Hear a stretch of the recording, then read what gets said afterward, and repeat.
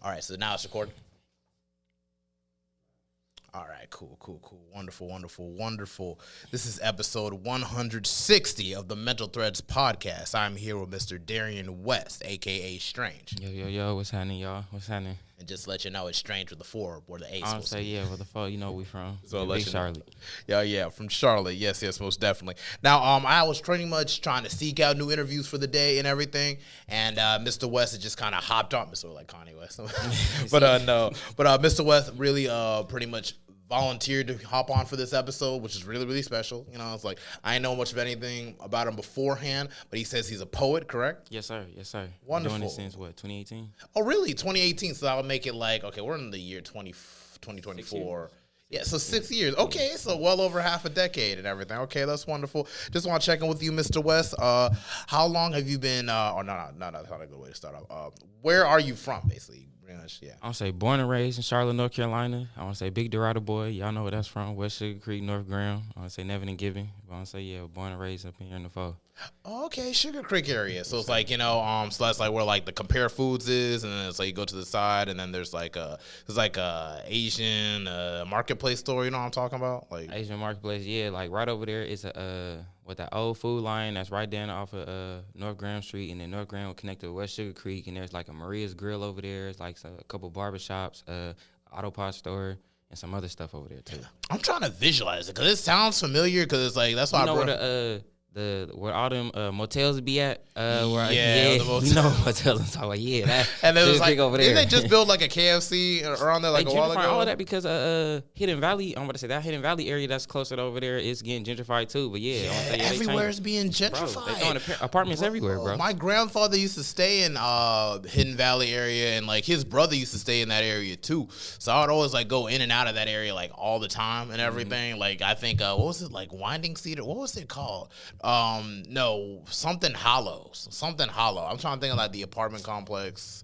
It was like next to a motel, and like there was like a big gas station or whatever. It's like, I know what you're talking about. I can't remember the name of the place, but I know it. But I can't remember the name. But I know exactly what you're talking about. It's just like north side, just kind of. It's right across from the bowling alley, basically. Yeah. Okay, now.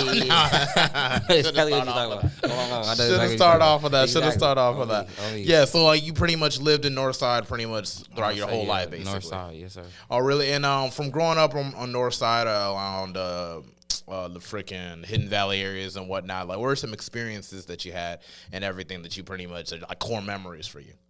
Core memories? Yeah. I mean, it's a bunch. I mean, being on the north side, I wasn't too much, out here in these streets for real. I'd be chilling, but just some core memories. I mean, what's a couple? I remember like a couple times. It wouldn't necessarily be like beefs or nothing, but just a couple instances. I had some family, like my granny stayed on Betty's Ford, and so at the time my auntie and my cousin was living there, and got into some altercations with dudes, from West Sugar Creek, Betty's Ford, again, all of that in that area is be a little something, but I mean, really just be chilling, like me and the homies, we hoop, do our little recreations, don't be doing too much, but. Just core memories, because Charlotte ain't what it used to be. I ain't gonna lie, because my core memories be like Eastland Mall, going like Friday nights, going skating at the skating ring, Friday nights, or going hanging out at the mall, doing things like that. But Charlotte ain't what it used to be, bro. Like, and I hate it. I mean, I understand that Charlotte's growing and is beneficial for the city, but Charlotte used to have its own culture. We used to have our own lingo, our own swag. Now it's just like everybody come from everywhere. You got these New Yorkers who want to be down here, think they running something. Like, bro, like come on, like this, like come on, this ain't that. The last on another episode, but it's like the fact that you even brought up Eastland Mall, bro, that cut's hella deep, because that's on East Side. That's like really up the street from where I stay. Come on, and everything, bro. Like seriously, man. I know they had a little movie theater, but they kept showing old ass movies at that movie theater at one point. And I mean East Side, I mean you already know how the East Side be. And Burlington, in that area used to get me right before fucking bro, because that's what I'm saying. They used to have Yeah. all the stuff for the low, bro. Like, and I'm talking about for the low. I'm talking about like the bomb stuff for the low. Like and the shoe store in there too, and everything. They had a grill shop, I think, in there too. I recall, and like, they had that airbrush shirt store. Bro, I think, that's what I'm saying. Like, we used to go to the airbrush place, and it's so funny because this little side note, because again, like I was raised in the church for real, and so my cousins and my mama, my auntie and them, like they used to go and get like like t-shirt spray painting and stuff, like church events, all the old stuff we do, and do all that, and then go right across the way, still in the mall, do all the pictures and stuff in the mall, do all this, like boot it up. But dude. Yeah, Eastland was my joint. I ain't gonna lie. Dang, but bro. Yeah, and then I was legit when they shut it. But yeah. But North Lake next. I ain't gonna lie. I literally just said that the other day. North Lake next, because after they took the Apple Store, I was like, oh yeah, it's raps. No, when Dick's Sporting Goods closed and they turned into like a Halloween store, bro. I ain't gonna, bro. You didn't know that, I haven't been to North Lake. You haven't been in a minute, since. The last time I was in there was when the Apple Store was in there, and the Apple Store ain't been in there since like what 22? Oh like 20, yeah, 2022. What? So I ain't that's been to North Lake in like the 3 Apple years. Store ain't been there. Oh shit. Bro, the Apple Store been gone for at least 2 years, and bro, I ain't gonna lie, like I ain't been there at least 3-4. I ain't gonna. What happened? Again, being in Winston in college, I wasn't even in the phone. Like yeah. When you're in college and you come back home, there be a bunch of different developments. Like, what happened? I only got a couple months. What's going on? At that point, it's like, bro, that was a crazy transition, because that's when Charlotte really started tripping. When what was it 2019 when I went off to when I transferred to Winston. I got up out of there. When I came back, like, for vacations and stuff, I'm just like, bro, like, this ain't Charlotte no more, bro. Like, it'd be crazy. Dang, you know what's crazy? North Lake, because I remember North Lake was like one of them privileged malls. That's what I thought it was. Like, at the time, back then, before, like, no, it was decent, but you're right though, because it was like upper middle class mall. You feel me? Because, like, again, you had higher class stores. Again, 2-story mall, so again, a lot more anchor stores in there. But after Donk died, and rest in peace, Donk, because Donk is really a Charlotte legend out here. Like, rest in peace, Donk. But after Donk passed, what was that?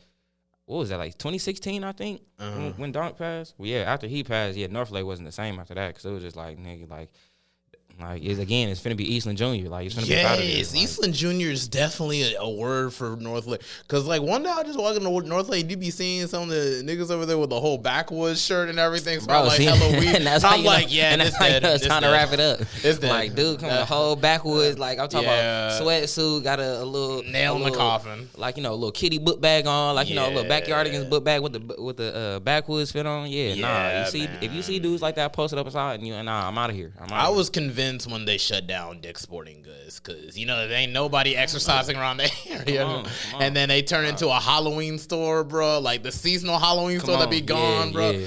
Yeah, I'm like, oh yeah, man, this stuff is over with. Yeah, because I'm not 100% sure, but again, they probably moved from North Lake to Concord Mills, because the Dick's Sporting Goods at Concord Mills new as a mug. And I was like, I didn't even know it was in there until like again, some time after they had made it, but I was just like, hey, yo, like, when they put Dick's Sporting Goods in Concord Mills? Concord Mills may carry on, though, but if they shut down North Lake, then it's going to go to Concord Mills. Or Premium Outlets, one or the other. I don't think they're going to let Concord Mills get down like that, because Concord Mills, again, the police be there, like, again, like around 5, 6 o'clock. Yeah, that is true. Once happy hour get there, the police rolling up here, and if you ain't got no ID, they stopping folks. Yeah, and they got like restaurants and everything also, so they got more and more reasons to go in that area.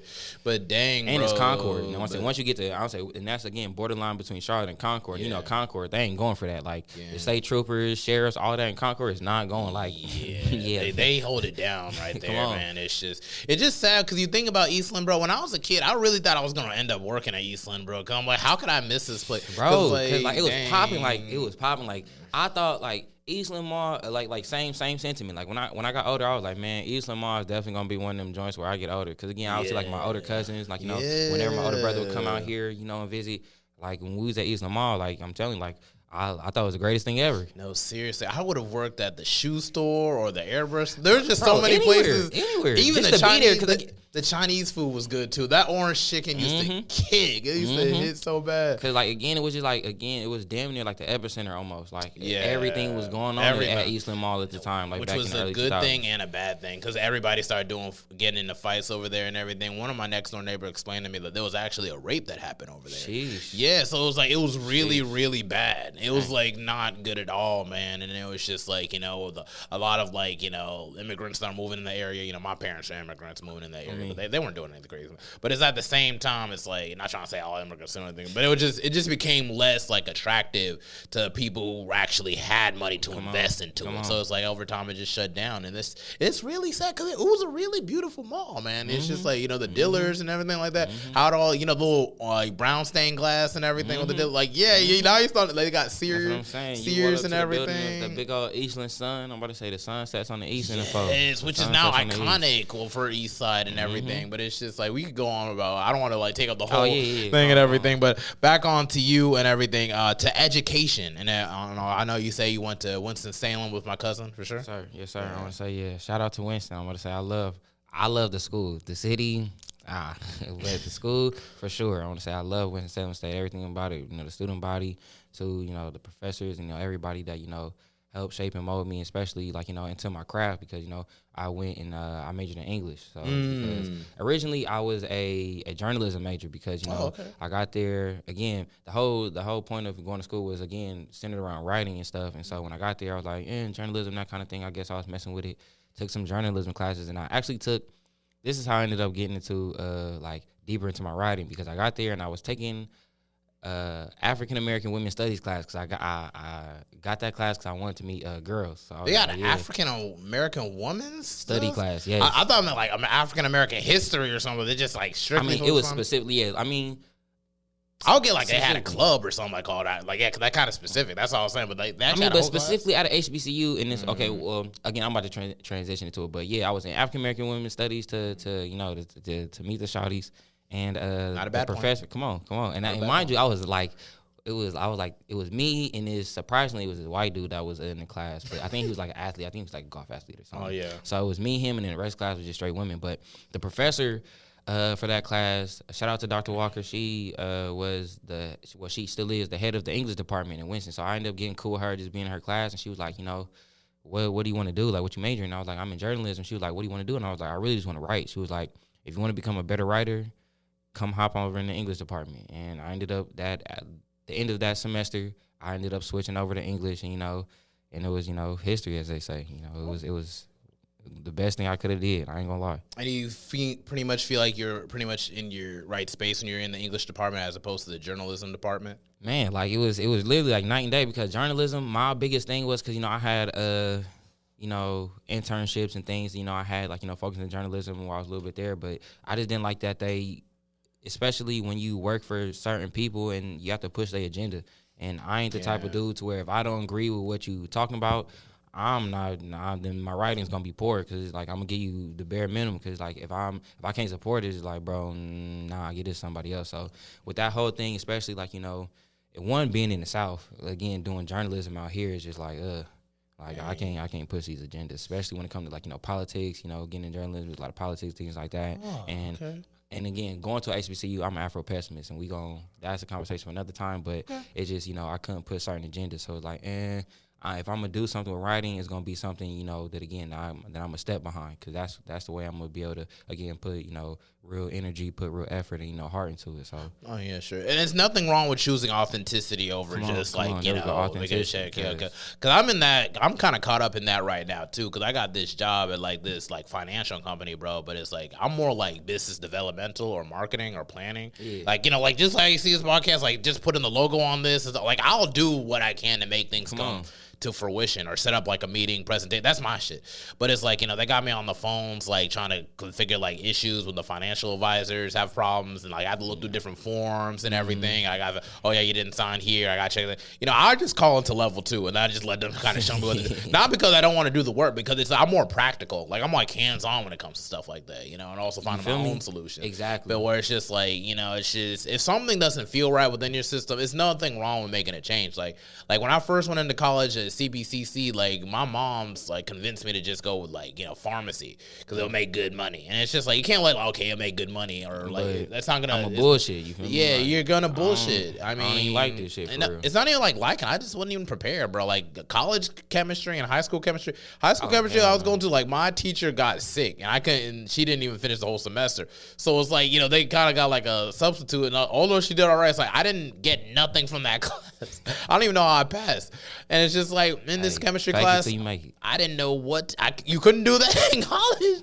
And it just like, but it's just like, you know, I just didn't know. I just didn't work with it. And then I went my own way, separated from some people, was able to focus on myself, started getting better grades. I had to go to rolling and conveyors to kind of separate myself from people. And then I wanted to take business administration, A's and B's my whole time, bro. Except I had 2 C's, like, you know, the last semester. I was just fucking around, you know, it's just, you know, just different headspace and everything. But it's just like, it just really shows you, like, God will really much show you where you need to be and where you got to go. And that's we're gonna tap back into that a little bit, you know, further into the interview, because you're not lying, you're not lying. But back into your experiences at Winston-Salem and everything. So it's just like after you pretty much moved into the English department, you got more of a calling. In terms of like career, like where does like an English degree like take you, like being an English teacher? Or? See, and it's so crazy because everybody asks me that. They were like, well, since you did English, what do you want to teach? And at 25. I don't have the patience for children. I ain't gonna lie to you, especially other people's children, because you know, the type of society we live in is just like your child ain't finna talk to me crazy. So in order to avoid all of this, I'ma just wait until you know I've developed that patience. But again, I just wanted to be a writer, you know, in terms of like you know publishing like you know my own work, my own books. That's what I'm you know currently working on now, and along with you know.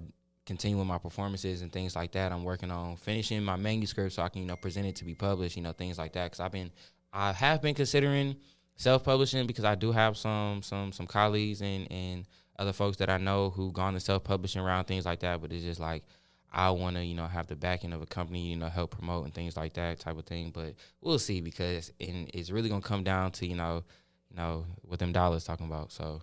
Okay, I interviewed someone who was like an author, and she has her own publishing company. You know, so it's like you know, I was thinking about writing my own book too, and if I had to write my own book, I would definitely do it like published through her and everything. Because one, like you know, you don't have to go through much of a middleman in between that and everything, and it's just better to just work with people who are also just starting out. Because like that's just how my philosophy will like. You know, things. I'd rather like work with people like to kind of build them up as opposed to try to fight to just get, you know, validated by a larger company. You know what I'm saying? Like it just seems like more of a headache. You know what I mean? And that's really what it is because like that's what I was going through in my head is just like, well, if I again just weighing out my options of you know the publishing route, and again, and it's not even necessarily like you know what company you know I'll go to for publishing or whatever. Like you know, again, it just comes down to what's you know the best fit. Because again, if self-publishing is going you know, eventually be the best fit, you know, in terms of, like, you know, the quality and the things I'm looking for that's going to work for me, then absolutely. But, again, it's, you know, just you know, waiting to see because, again, the manuscript is almost done. I'm still working on the manuscript. I still got some more pieces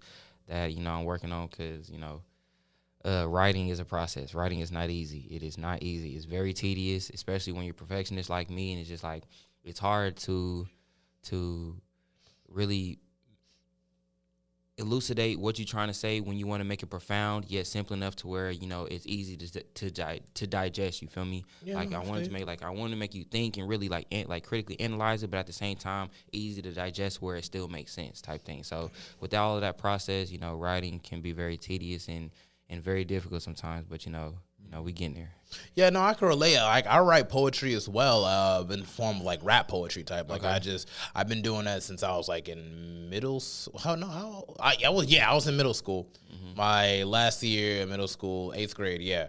And that's why I pretty much started like, you know, writing stuff in like composition books and everything like that. Now I'm on like my 8th volume and everything. Because it's like, you know, I should be on like way past that. But it's just like, you know, you just be having ups and downs. Like sometimes you write something, it's like, oh yeah, this is the best thing I ever wrote. And then don't even touch it for like months and everything. I know like for me, like where I started feeling like some type of way was when I went to a poetry jam in college and everything. And then like I was trying to look through my pages for things to say and everything and like to recite. And then all 3 of the poems that I wrote back to back start off with like my mind's in a maze or my mind's in a jumble or my mind's you know, and it's just like, oh my goodness, like how do I not notice that? I feel like as a creative, that's literally the antithesis of every creative, because it's just like I feel like every creative, I don't want to say crazy because I don't think that's PC no more, but every creative is just a little bit off, as they say. Like there's always something in our head to where it's just like like I was saying, even one of my pieces, like, you know, my mind goes a mile a minute. Like, you know, it's like it's always moving. It's always like, you know, it's always something. So it's just like, and it's not even an anxiety thing, but it's just more so like my next move, or like, you know, even the smallest bit of inspiration, like, you know, I get it, then, you know, it's the critical analysis behind that, and it's just like it's this whole process of So I definitely understand as a creative, like, you know, again, it's very tedious. It's like it's all the time. It's like never ending, like that type of thing. Yeah, and we can't say crazy anymore. That's and that's what I said. Don't people call Kanye West crazy all the time? I mean, yeah, but you know how folks on the internet be. They be like, I thought you just can't. I thought you just can't say retarded. It's like, oh, said it on TV. Don't. I ain't gonna lie. About to bleep that out. That's what I said. I ain't gonna lie. I'm a dark humor kind of guy. Like I feel like, again, as long as the joke is, I feel like when it comes. And side note, when it comes to like comedy and jokes like that, I feel like there should be room and space for, again, everybody can get joked on. Everybody. Because it's just like, we ain't out here to offend nobody, like nothing like that. It's just, you know, again, these jokes. And there's, again, even when it comes to stereotypes, things like that, there's a little bit of truth in every stereotype. So it's just like, again, it's like, if the shoe fits, then nigga, it fits. Like, it's a joke. Like, come on now. Like, come on. It's not that big a deal. But back into your time at Winston, it's like, as we mentioned, like, we seem to have a mutual connection. And my cousin, Kia Quiglaze. Yeah, shout out to WARSHIP, man. Shout out to WARSHIP. That's my dog. WARSHIP. Yeah, that's my dog. Got to check out the WARSHIP episode on your spare time. I'll send you the link. Yeah. But it's like, that's my cousin. I pretty much grew up with him, you know, and everything. I haven't seen him in a while because, you know, like, you know, career and everything. You just said it's hard to find time. I need to tap in with him. I definitely need to tap in with him and everything. But it's like, you know, in meeting Kia Quiglaze, I know you mentioned that y'all both transferred to Winston-Salem around the same time and became roommates. I want to say, yeah, we both transferred because I want to say we both was at CPCC because I actually got Boo CPCC. We gonna get into that because Cato was decent because, again, you went to Cato? Okay, good. Not middle college, but I went to the location. I went to that campus. I went to the Cato campus. That makes sense because it's northern side, so it's like I'll say the borderline was in the east and the north. But yeah, but we both went to CP out of high school because I was actually accepted into UNCG out of high school, but I knew I wasn't ready for college at the time, and I wanted to go to HBCU, so I was just like, I'm going to just wait. I went to CP, and then spring 2019, me and bro had transferred to Winston. It's crazy because, like, that day, because when I transferred to Winston, I had never been on the campus until the day I had transferred there. Like, I didn't go on no college tours, no nothing. So when I got there, I didn't know where nothing was at. So me and my parents over here, like, you know, walking around campus trying to find a financial aid office some more. And so we over here looking lost. And so Key and his pops had, you know, was looking for it too. And they seen us. They was like, are y'all trying to look for financial aid? And we was like, yeah. And he was like, we just found it after looking for like 10, 15 minutes, you know, just follow us. So we went there, boo, did our thing. So I'm all the memories is flooding right now. Cause my brother had those same issues, bro. Winston is so weird over there. Bro. And so I get to my dorm, and so at that point I'm done doing all my paperwork and stuff. I'm moving my stuff into the dorm, and so I just finished, and then next thing I know, bro and his pops come walking in. I'm just like, oh, cuz, is you okay for sure? They got us okay, so for sure. Like, cuz, cool. So I was like, bet. And so then after that, it was like, you know, that's been my road dog. Like, me and bro, like, again, we lived together. We've, again, since 2019 till now, like, again, we lived, you know, together from 2019 up until 2022. I moved back to Charlotte after, you know, we got out of school. I moved back to Charlotte, and then he moved, you know, back to the east side, a year later, 23.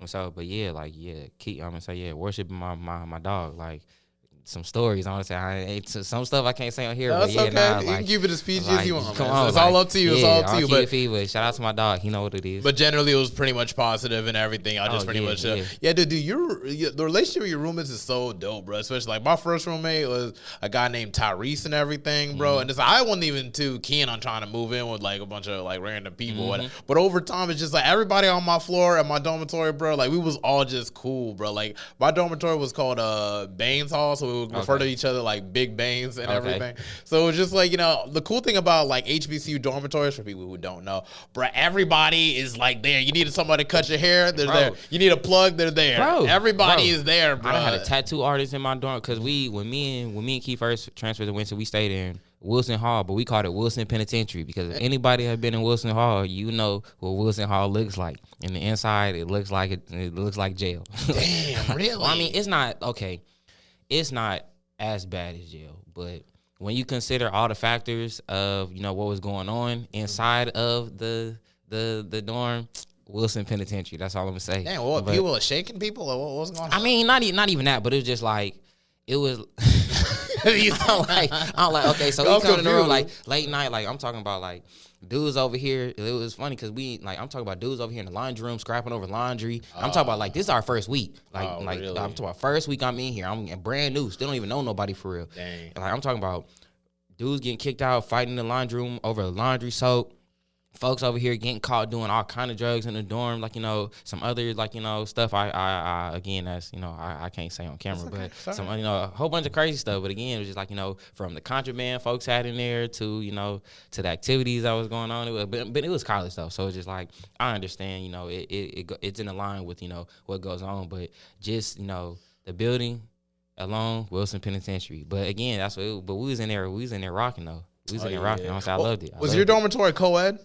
Yes. Hey,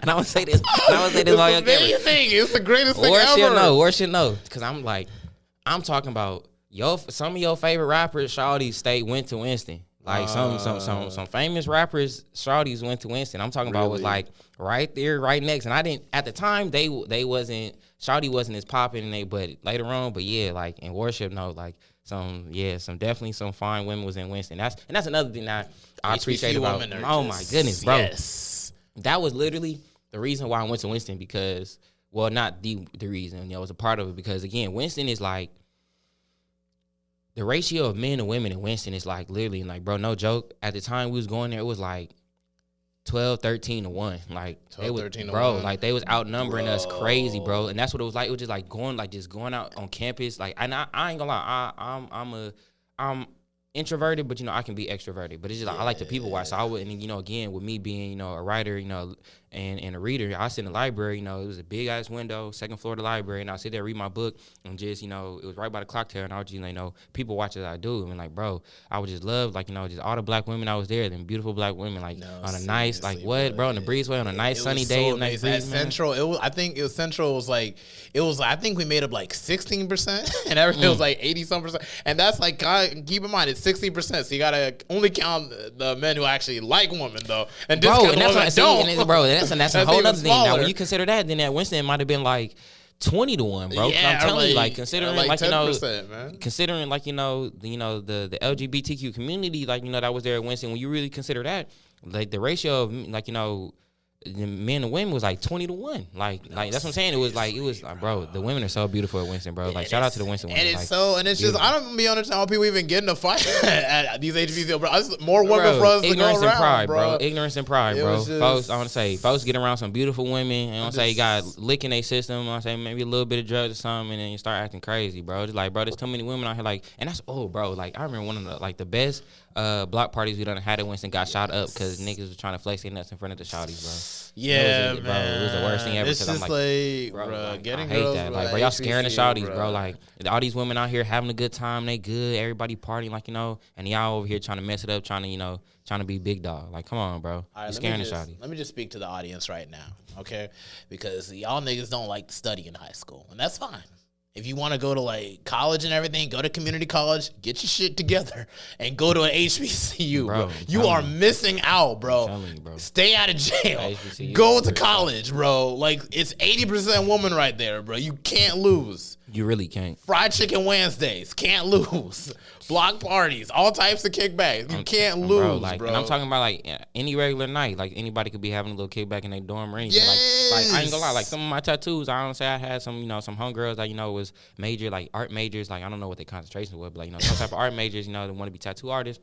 I'm talking about right there in the dorm. You tatted me up. I ain't gonna lie. Like that's what I'm saying. You can get everything at HBCU doing, like you said, anything. Like there's a plug. There's again folks that do music. I'm saying my nigga Worship. Like cuz one of the best producers I know. But I'm saying you got like everything was in that dorm. Everything is within that dorm. Everything. Yeah, bro. It's just I remember my dormitory on my floor. It was so random. There was a huge brawl on our floor out of nowhere, bro. It See, was now freshman dorms on me, and that's why I'm glad I transferred in after I transferred in technically, you want to say I was a sophomore when I transferred. Yeah, I was a sophomore when I transferred. So yeah, I skipped the whole freshman experience like at college. Cause again, I was a CP. Cause again, I feel like as a freshman at 18 years old, I ain't gonna lie, I wasn't ready for college. At least that independency, cause I knew I was gonna crash out. I ain't gonna lie. I was pretty much credential wise. I was still technically a freshman when I got there. I got into college when I was like 20. Okay. I think so. It was 2018 in the fall of 2018. So I was 20 by that time and everything. And so it was 19. I was 19. Yeah, so it was just you can still have a freshman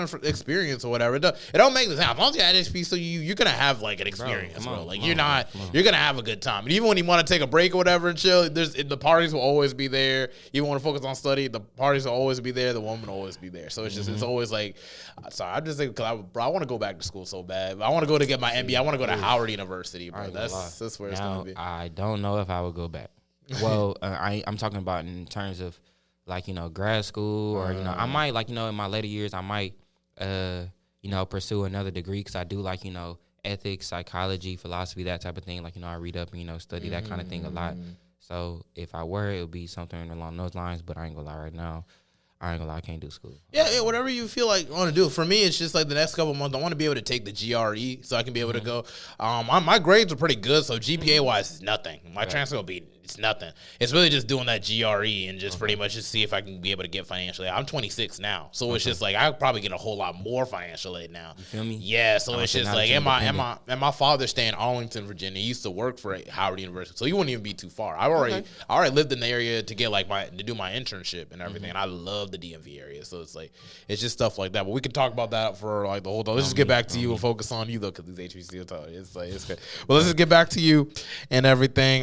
So what are your interests and hobbies outside of poetry? Interests and hobbies outside of poetry. I ain't gonna lie, bro. I'm a boring nigga. Like I'm not gonna lie to you. Like I hoop, like to stay active. I hoop with the homies. I like calisthenics. If I like, to stay active, I like calisthenics. I can cook, but I don't like to do it. Like, cause my father's a chef, and so growing up, he taught me how to cook. But, dope. Yeah, and I will say this. I just started learning origami. Yeah, I got a homegirl who gave me a origami book like the beginning of the year, and I've been doing that like most of the summer trying to finesse my origami because I always thought it was so cool. Like well, mostly because I like to take bits and pieces of things from other cultures and things like that. And I was just like, man, when's the last time I seen a nigga do origami? You feel me? And just like, yeah, just, be the first, make it cool. Come on, like you feel me? Just just add something to the repertoire. Just just a simple skill, just knowing how to do something. You feel me? But yeah, really, like again, outside of poetry, like I sit, read, chill. I don't know how to skate, but I have been teaching myself how to skate this summer. Okay. I've been going to shout out to Fry's skating rink out there in Concord. Okay, so there is a skating rink. Because when I think about a skating rink, I think about the little mini skating rink that was on East Side. You know what I'm talking about? Right across the Planet Fitness. That they like pretty much. Shout out to Kate skating rink too. Shout out to Kate skating rink too out in the fall. Shout out to Kate's because Kate's be popping. Oh, okay, that's cool. That's great. So like in terms of like music and everything, what are some like music like artists that you really think are dope and whatnot? Kendrick. I knew you were gonna say Kendrick. I knew you were gonna say it. Nah, but I knew Kendrick. I ain't gonna lie, cause again, you can even ask your cousin. Like Kendrick has always been my number one in terms of rapper. But I'm not too big on rap these days. Like there's really like 3 artists I'll listen to consistently. And I'm not even saying like I personally don't like the state of rap right now. I really feel like it's hella diluted. But in terms of rappers, like Kendrick, Westside Boogie is a fave. I mean, of course, J. Cole. Ever been to Dreamville Fest? Nah, I haven't been to Dreamville Fest. You need to go, bro. It's a wonderful community. I've been to everyone. I was even at the Q&A and everything where you had to ask JID like a question and everything. I got to ask him a question. Word, that's fine. Yeah, it was pretty cool. Some dude asked like 3 questions. I'm about to punch him in the back of the head. Like, nigga, one question. One question. Yeah, but it was pretty cool. Just ask him a general question about just how like, because Atlanta's rap scene is very deep and everything. They pretty much are more collaborative and stuff like that. And that kind of helped Atlanta like grow as a whole. So I just pretty much asked him just how can we get Charlotte as like, because we got a lot of artists in Charlotte, but we just don't collaborate as much. Okay, so I'm a quickly pivot to that real quick because I want to touch on that. But in terms of like other things, in terms of music wise, I really been more into jazz, like neo soul type things. Is more so because I've been trying to find accompaniments, for my poetry because I do all my poetry a cappella, up until this point. So I've been dabbling with trying to have musical accompaniments. But again, like Kamasi Washington is one prevalent composer that I listen to. I like No Name. I love her music. Oh yeah, she's dope. Yes, bro. I love No Name. And Common and Anthony Hamilton type you know, stuff. say types. Life Jennings. You feel me? I'm about to say going down that road, but again, it's more like and old Kanye is a producer. Kanye, gonna say I love his old productions back in the day. I love old Kanye productions because again, he had more of that. Because again, a lot of his homies and things like that were like poets, neo soul artists and things like that. You feel me? So I'm more so in that kind of stage of my life. I really don't even listen to all this modern rap that be going around. Again, not no knock on it. If that's what's popping, that's cool. But it's just as I get older, it just ain't my wave. You feel me? I just be on other shit. But. No, I understand, man. Most of my songs I be listening to are throwbacks anyway. But I try because I'm a hip hop head, so it's like I try to keep on top of things as best I can. In order to really to really how's that word critique it as fairly as possible. So I don't really want to shut down on artists. Like I know there's one artist in Charlotte who's Liberian, like me and Kia. His name is Ruben Vincent. I feel like that might be. Oh yeah, I know. Cause I don't say I follow. Cause oh really? Yeah. He was at the Liberian. He's Liberian. He is. He was at the Liberian Independence Day. He actually did a whole video. He's doing a music video out there at Sugar Creek Park. Okay. Yeah, he did that. For sure. So it's just like I did see him post. I had to leave actually early because I had to take my brother to go see the Deadpool and Wolverine movie and everything. We can talk about that at a different time because I literally seen the movie 3 times already. Really? I needed to see. As soon as I get paid, I'm just get my ticket and be like, I don't even care, bro. That shit is too. It's a bomb movie. Blade showed up, bro. I don't even want to spoil it. I don't even want to spoil it. We talk about that. I would say between us, but that's bro. I love that movie. But in terms of going back to the whole how you was alluding to the whole Atlanta collaborative thing. I feel like especially in terms of the fold, like you said, there's so much talent in Charlotte. I just feel like folks are scared to hop off the porch when it really comes to they talent, their abilities, and in order to really being out here and being about your gifts. Folks are scared to hop off the porch because there's a lot of folks that's out here not using their talent, and that's the part of Charlotte that I'm trying to reach out to in terms with me and my work and the people that I'm linking and collaborating with, again just trying to provide a space to where folks is that comfort area to where come on, we can actually have our own thing, have our own style, have our own whatever, because again Charlotte ain't what it used to be, but it's just it's too many talented, I'm talking about natives, the folks that's from the city. Yeah. That again, that's too scared to hop off the porch, to really put themselves out there, and it's just bro, you dummy talented. Fuck the opinions, fuck the accolades, because none of it matter.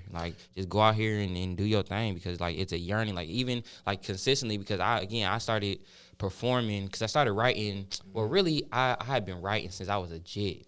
For real. And it's funny because my mama had found a old poetry book I had from when I was 12. It was it was a little project I had for school back when I was 12, 13, and she found it. But I didn't start performing until 2017, 2018. So but yeah, just again, just get off the porch and just really putting yourself out there, because it's just bro, come on, the city is yearning for it, in terms of that element, the city need it, and folks is begging for it, and it's just and that's why again, between doing things like this and going out doing more performances, meeting new people, just trying to popularize it with the folks, because it's bro, come on, we can actually make this thing bring it to fruition, make it something physical, Oh yeah, no, I've already know people got that set of emotion. There's a guy named Trey Rhodes. Although he's not originally from Charlotte, he's from Ohio, but it's at the same time he be setting up these Trey Rhodes events, and him and his people be doing that. And they got something coming up called the Charlotte Spark. You should pretty much check it out. Or they be getting other artists from Charlotte to pretty much come up forth and perform. I think they had auditions yesterday. I was hoping my homie was at full. I got on, so it's really with you off camera, because I definitely. Yeah, I can definitely. Trey's good people, man. He really wants to have people in Charlotte to actually grow as a whole too. He recognized that we're an underdog city as well.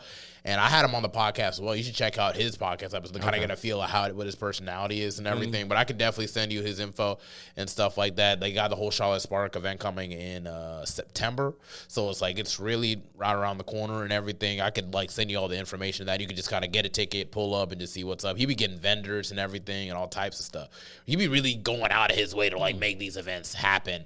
And it's just it's about making things happen. It's just we just got to get a bit bigger turnout. So once we get larger turnouts and people really want to actually show up to these events, a whole lot of people. And that's where I feel again, us as the artists and creators, that's where we come in, because it's just when folks know you nice, folks is gonna show up to come see you. And it's just there's folks that have the resources to provide you the stage and opportunity to do that. So it's just bro, like again, like in terms of like, you know, bro, that you talking about, again, he providing the platform and opportunity is us as artists, you know, again, like I said, hop off that porch and just go out here and put ourselves out there, because it's like, bro, folks is gonna come see you. Like if your work is good, and that's why I ain't gonna lie, that's why a lot of times when I do my performances, I don't have, like, you know, somebody there to record me or whatever, like, you know, people in the audience or, you know, whoever's event it was record, you know, whatever. But I don't have people record with me, because I want my work to precede me.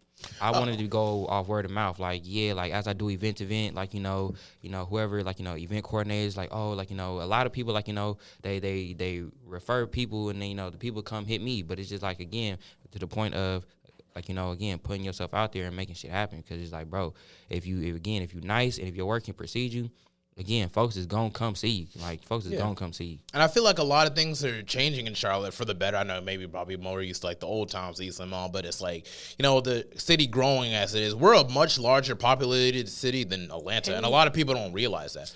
But on top of that, it's like, you know, with the management changing and the Charlotte Hornets and like management changing for Panthers, you know, there's going to be a lot of more, I know I bring that up a lot, but it's like there's going to be a lot of more considerate changing that might do for the better moving forward. And when you consider that, again, we are banking city, bro. Yeah. Like, again, this is a financial city. So, again, everything about this business is how we going to make this dollar. Yeah. And right now, it's land, it's apartments, unfortunately. Because that's just, I hate it.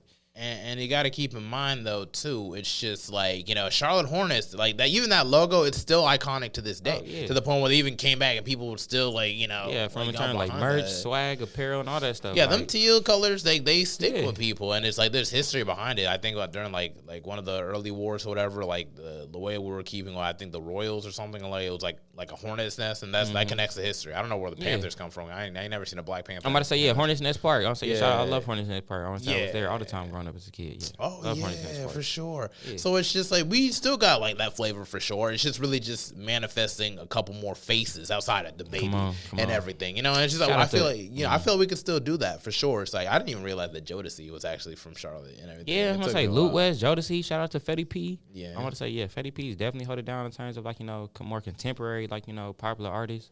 You know, but again, it's just I feel like we at Charlotte, again, since we don't have an identity and there's a lot of other people coming, I just don't want, you know, outsiders to come try to form our identity for us. Because, and then, because it's just like, nah, like, again, we have our own vibe, and it's just like, it ain't, even though everybody be trying to say Charlotte Atlanta Jr., nah, this Charlotte. Like, and it's like, Charlotte, we don't want to be no Atlanta. Like, thank you. We ain't trying to be like Atlanta. Queen City. Again, granted, like, you know, I understand, like, you know, Atlanta is, in terms of, like, you know, at least for Black people, it's you know, like the it's very, you feel me? It's because very the HBCUs, like, you know, like Morehouse and what was the other three? Spelman and Clark? Morehouse, yeah, and what was the fourth one about the Clark? It was Clark, Spelman, Morehouse, and there was a fourth one.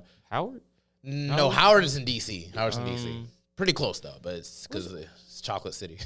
No, I ain't gonna lie, I can't remember. It's okay. We're not from there, so we don't. But we're aware. Exactly. I know the ones in North Carolina. So like a lot of people will go to the HBCU, they would end up moving to Atlanta to stay, and that's where a lot of that would come from. But even just keep in mind, it was with states like California or L.A. You know, there's a lot of people that migrated like from places in the South and so on to make that journey to California and everything, to build California. You know, Tupac, although he rep L.A. and everything, he actually was born in like Baltimore or something. Like, and it's just like from New York or something. And Warren G himself, his family, and like Snoop Dogg and Warren G, their families come from in the South, like Alabama, Mississippi, something I'm about to say Exhibit from Albuquerque. Yeah, Albuquerque. It just goes on like that. So like, you know, for all the people that are moving to Charlotte, I don't want to like discourage them from like, you know, wanting to, you know, build that relationship with the city and everything. Cause like sometimes you'll step out of a city and then like really like fall in love with the city. Okay, this is where I belong. And then you like, you know, just don't move here. Like, I understand, like, you don't want to come tap in, just don't move here. Like, we good. Like, we max capacity. Like, I'm good. I mean, I don't personally mind it. It's just like really, but if you're gonna be here and everything, I would just say it's just like don't act like you're better, like just because you're from somewhere. That's all I ask for. Really, it's just like because this is the place. This is the city of underdogs, really. Because like we're all coming into ourselves in this city, and even if we're gonna, some of us might have to step out for a little bit. Like I'm definitely gonna rep Charlotte. You know, it's just like I have to step out to go to DC DC and everything for school and everything. That's what I'm trying. That's my focus. That's my goal. But I'm always gonna be a Charlotte boy at heart, you know. Even though it's just like be kind of irritating with some of the people sometimes, but it is what it is. Like this is my home, and it just reflects me because I'm an underdog. So it's just like, you know, when I make it, my city's gonna make it. I'm gonna uplift the city. Come on, that's what I'm saying. And that's what I'm gonna keep it at. But it's like you want to be able. That's really what it's about. Like again, even like in my motion, like cause again, like bro, I don't. None of my grind is for myself. Like again, it's for me and my peoples. Cause there ain't like what the fuck is success if I'm doing it by myself. Like I want my homeboys, my brothers, like, you know, that's with me. Again, that's I see out here grinding. I'm trying to take them with me. That's why again, like I'm like folks got to start hopping off the porch and start putting things into action because again, like it's real opportunities that's attainable, and it's just like, bro, all you got to do is just give some effort, bro. Like just come on, just give some effort. Like it's that easy. Yeah, for sure, for sure. All right, back to you and everything. So when it comes to being a poet, like what drew you to being a poet? What drew me to being a poet actually was my father, because my father he's a big movie buff. Like my father, like in his free time, if he's not doing nothing, he's watching some type of movie. And so growing up as a kid, like, you know, sitting with him like on a Sunday afternoon or something, like, you know, football wasn't on.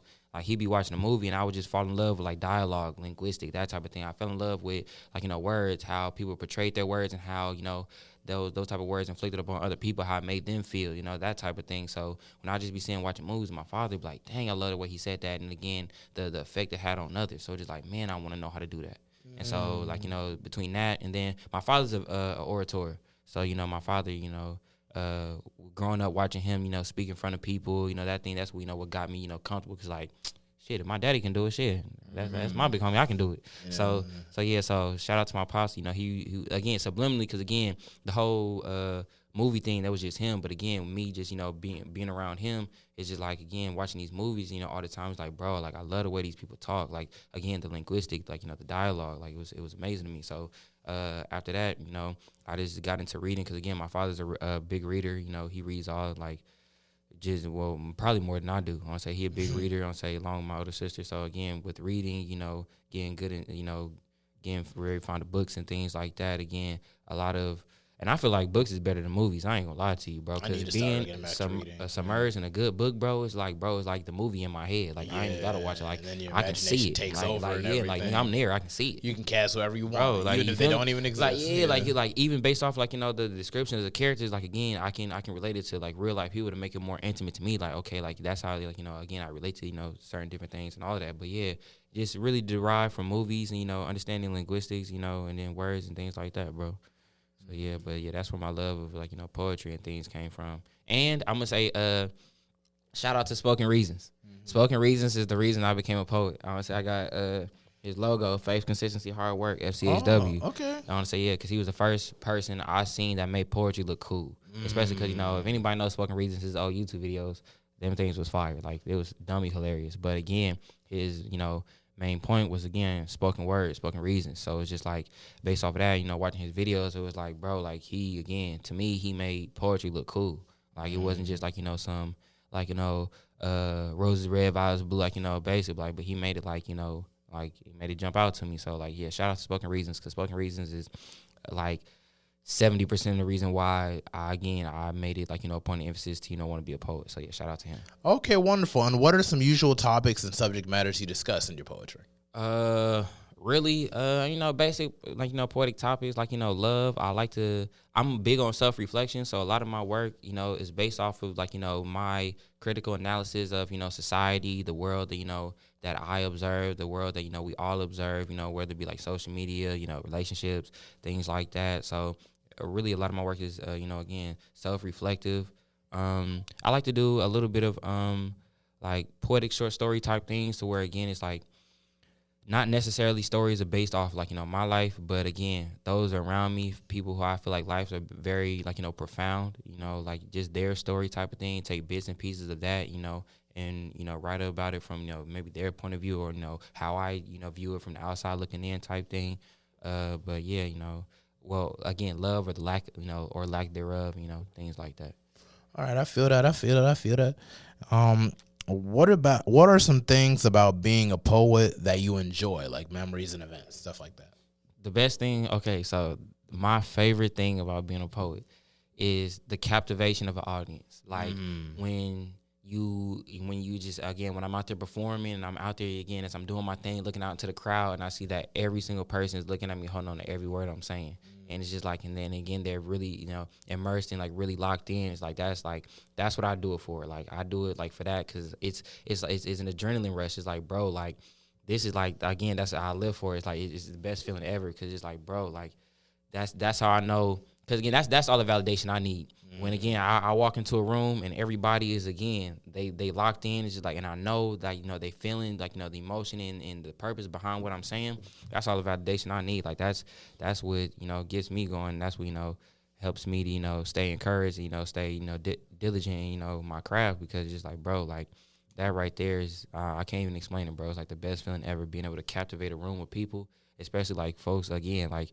Because you going to know if the crowd don't fuck with it or not. Like, you going to know. But, again, even in silence, just understand, like, again, just that them, just seeing them so drawn into it is like, I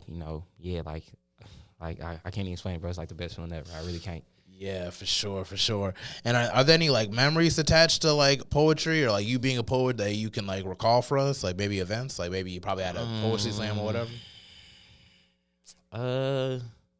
I mean, it's a couple I could recall. I will recall the most prominent one that always pops in my head was my very, very first performance. The first time I ever performed, like, publicly was it was 2017, 2018. It's, again, around the time I started performing.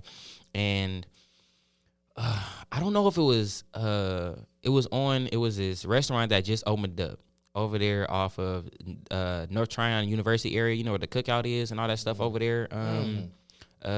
Where Kayonda is, where Kayonda is on North Tryon. Isn't there like a Dairy Queen, like at a gas station, like a Dairy Queen gas station, like near the cookout that you're talking about? We're talking about the same North Tryon. It's again North Tryon University area over there by like right across the street from the school. It's like right down the street from the school. Right down the street from the school. Yes, the Kayonda is over there. I think like Cuzzo's or something is over there. Yeah, okay, all right, no, it's coming. So again, I know you're talking where about. Cuzzo's is, it was a joint it was a burger spot that was there before Cuzzo's, and it wasn't there long, but it was their grand opening. They was having an open mic night. Oh, that's dope. And that was my very first performance, and I felt so like I hated it. I don't want to say I hated it, but I hated like my performance, because one, I'm the type to where it's like, my preparation is what, helps me lose my confidence, exert my confidence. Cause, once I know, like, I got everything down packed and I know it like the back of my hand, is like, okay, I can just go out here, perform, do my thing. And I was prepared, but again, at the time I just started performing, so I was hella nervous. And I went up there, my book in hand, was reading off the paper, and was over here like I don't even know if the people could see me, but I was like holding the book and my hand was shaking. I was just like, Yeah, that's be someone I'd be hoping there's a podium I can just put the book at, so I can just like, that's why I'd be really hoping. I hope they got a podium. Bro, and that's another reason why I'd be like, man, if folks recorded, that's on them, but I don't really bring people to record. But I mean, now, like, now that I be in my element, that I've had, not necessarily practice, but, experience performing, it's not even like that no more. But my very first performance, again, I did up there, and, people liked it. People was like, you was bomb, wooty woo. But again, in my head, I was like, bro, I was literally up there shaking, reading it off paper. Like, that shit was ass. Like, I was not feeling it. I was not feeling it. But again, it was just like, I appreciated the fact of like, all right, Darrion, you still went out there and hopped off the porch and did it. So it's just like, all right, bet. Still keep that confidence. It's like, even though it wasn't the performance you wanted, you still did it. So just, again, use it as a learning opportunity. It's like, okay, now that you know the feeling of, being vulnerable in terms of like, my work, because even like, within school and, doing, what's the word I'm looking for? Doing like projects and speaking in front of people. I've never been scared of speaking in front of people, but it's more so like the vulnerability in my work. So it's like, it's not necessarily that I want people to accept it, but again, it's like in my head, it's like, I want y'all to see the value in it as much as I do. And it's like, if I feel like if I don't perform it to the best of my abilities, you can't see the value as much as I can. So then it's just now, that's how, the mind creates doubt and some other shit. But that's probably my most memorable one, is in my very first time, because again, I didn't bomb, but it wasn't nowhere near like how it is now. So it's just like that. I always keep that in my head. Like, I guess it's like more so like a humbling thing. Like, remember where you like, again, where it's from. But that's one, memory from performing that always, sticks in my head. It's just like that very first one, because it was like you took your first step, man. That's where it all starts. It all starts from taking your first step and everything. And it's just like, never look at it as anything negative. It's just like, everybody starts looking fool. Not everybody just hops onto something new, and then it's just like they're just the best. Blow it out the water. Yeah. Sometimes it's better to just start off, and then it's just like you might mess up a little bit, or you might have had sugar or whatever. It just kind of shows like your experience at that point. So like when you look back, it's like, wow, now I can this. Come on. You feel me? This is what it took to get to me this point. So it's like taking that first start. It's like, it's always commendable. I feel like that's like 50% of the whole thing. It's just starting, bro. And that's what I'm saying. That's literally all it is, bro. Just again having the confidence to just do it. It's just like, bro. And that's why I was like, bro. You can like. That's why when it comes to like, again, like that's why I say like I don't really pay attention to the criticism or the praise, because neither of them matter. Because in my head, as long as I know that I prepared and I went out there and did what in my head was sufficient enough, and that's good for me, because I'm a perfectionist. So if it was good for me, then I know it's gonna be good for anybody else. Because just like, again, I have a lot of pride in what I do. So it's just like, if it's good for me, then I know that shit was bomb. Hold yourself at a whole different standard. I feel that. Which really brings to my next question. Is like, have you ever had writer's block? And if you did, how did you overcome it? Ooh, writer's block. Now, as a writer, writer's block is a lot more common than I would like it to be, because again, inspiration won't always be there, and the motivation won't always be there, and that's why I try to stay disciplined. Like, even times where I try to write and just nothing coming to my head. Like, some tactics that I use are, I have this book called Creativity Sucks, and it's like this little workbook that try to get my mind flowing with different creative topics. One of the more prevalent what's the word I'm looking for? Activities in the book is like, it tells you just write.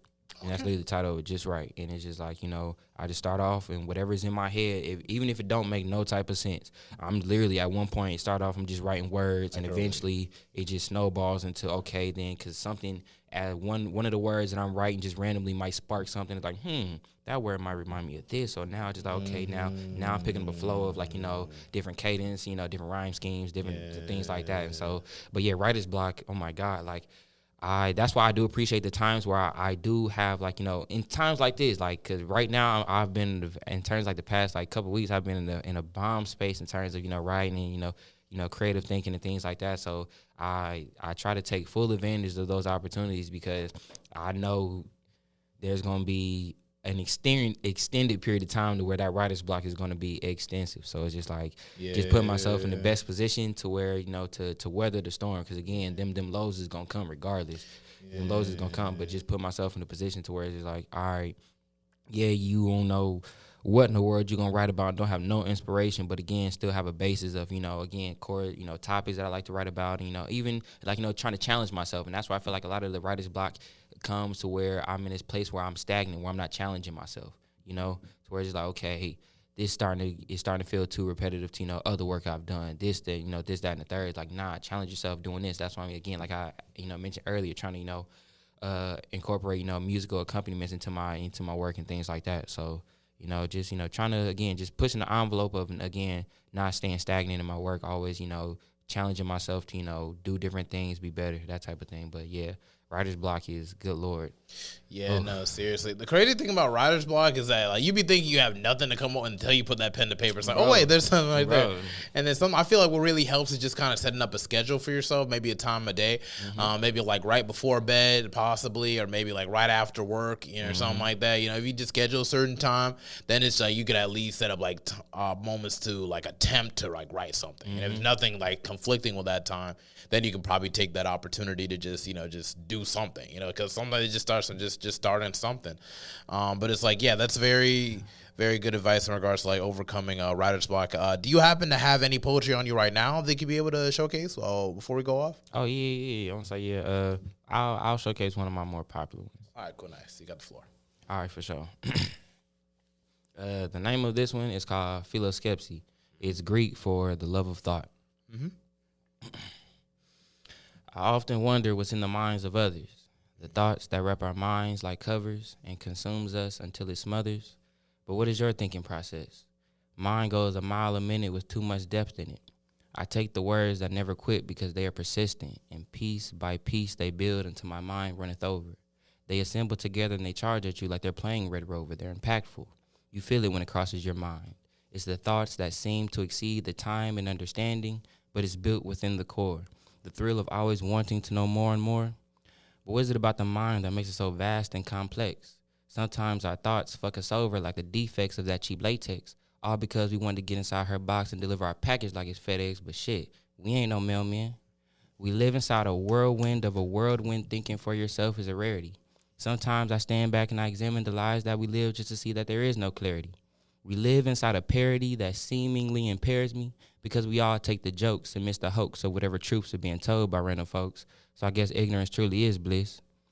Our minds are caught in the abyss of the life with a fairy tale kiss. We're high off the mental from that person we so do miss, and we're consumed in our thoughts of failure, so we spark the good cannabis. What is it about the mind that makes us move with a certain direction? With a simple recollection, we can remember a clear perception of how we seen the deception. It's as if our minds are stuck between four walls with a lock on top. We're winded up, locked and loaded just to pop off like Jack in his box, we some clowns. So quick to frown at the white cop because he just put another brother down, but we bypassed the homie to the right who just killed another black man out of spite because he had the crown. And by no means justifying a black man slain with bloody stains at the hands of the police because evil resides in the heart. But it's a much easier fight when brothers unify together and not picking each other apart. Just some food for thought. But let's rewind and get back on topic. It's the profound thoughts that exceed the relativity of a need of another man that makes me self-dependent. The unexamined life ain't worth living, yet we all fall victim to a social media depiction of what we ought to be, of what we ought to see. Isn't a real check of our reality? Is their professed actuality? It's a mental fatality. It's as if I walk around with a detonated spirit because I'm at war with my reflections. It's the infections of meaningless expectations. You can see heal cut scars that aided the once elation. See, to think is to realize, and real eyes realize the real lies. So analyze the story that you've been told and peep the actuality for what it's for. And there you will know, because this is the love of thought. Strange. Damn. Snap. That was so cool. I'm glad I closed my eyes for that one because I could be able to visualize what you're saying to me. For sure. And everything, yeah. All right, well, that's it for the Mental Threads podcast. Thank you, Mr. Darrion, Mr. West, right there, man. AKA Strange with four with the A supposed to be. Yeah, that was some good ass poetry, man. It makes me want to get back and doing poetry again, man. This is great. Nah, I'm gonna say but I'm gonna tap in with you because I got some shows coming up. I'm gonna say definitely tap in. I'm gonna definitely pull up now. Real, this is really good. This is a really, really good episode for sure, man. Okay, that's it for the Mental Threads podcast, episode 160. And I want to thank my man right here, Mr. Strange, right here. Do you have any last words to go off before we go off? This Friday, what is it, August 16th, we going to be the Lyrical Healing. I want to say shout out and say follow me on my social medias at Strange. That's STR4NGE with 4 E's. I want to say we're going to be doing Lyrical Healing this Friday, the 16th at 8 p.m. So follow my Instagrams and everything so y'all can keep, tap in. But thank you for having me, bro. No, seriously, dope, man. That was really, really dope stuff, man. We got to pull up. I'm definitely got to upload this episode before that day so you'll be able to get the word out. Sure. All right, thank you. That's it for the Mental Threads podcast. We're sewing in, and now we're sewing out. All right, y'all. All right, that was dope. And just like ending it with the poetry, like literally, that was the icing.